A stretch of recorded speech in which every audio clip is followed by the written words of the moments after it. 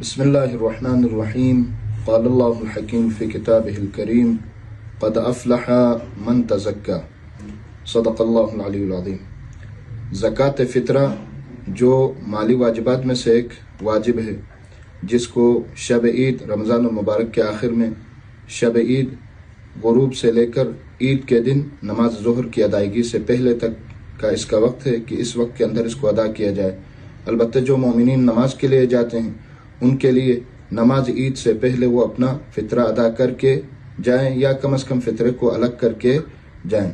فطرہ غذائی اجناس جو روزمرہ میں کے استعمال میں کھانے میں استعمال ہوتی ہیں، جیسے گندم، جو، کشمش، کھجور وغیرہ، ان اجناس سے اس کو الگ کیا جائے گا۔ اس کی مقدار 3 کلو ہے۔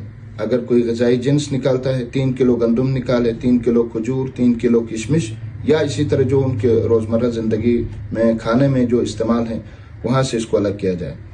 البتہ جو اس کے قیمت ادا کرنا چاہتے ہیں، جنس نہیں دے سکتے ہیں، قیمت دینا چاہتے ہیں، تو چونکہ گلگت بلتستان اور گلگت اور اس کے اطراف میں عموماً ہمارے علاقوں میں گندم ہی استعمال ہوتی ہے، روٹی کی شکل میں زیادہ تر گندم ہی استعمال ہوتی ہے، لہٰذا اگر کوئی گندم دینا چاہے تو وہ 3 کلو گندم ایک فرد کی جو زکوٰۃ فطرہ ہوگی وہ 3 کلو گندم ہوگی یا اس کی قیمت ہوگی۔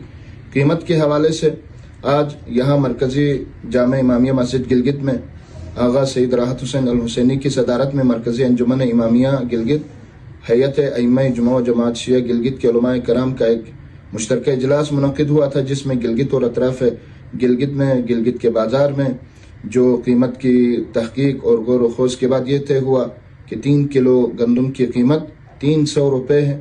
تو لہٰذا اس حوالے سے اب تمام مؤمنین ایک نفر یا ایک فرد کی جو زکوٰۃ فطرہ ہوگی وہ کم از کم 300 روپے، کم از کم 300 روپے ہوگی۔ البتہ جو مؤمنین زیادہ سے زیادہ دینا چاہیں وہ بھی دے سکتے ہیں، لیکن کم از کم 300 روپے ایک فرد کی زکوٰۃ فطرہ ہوگی۔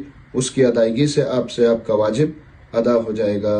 والسلام علیکم ورحمۃ اللہ وبرکاتہ۔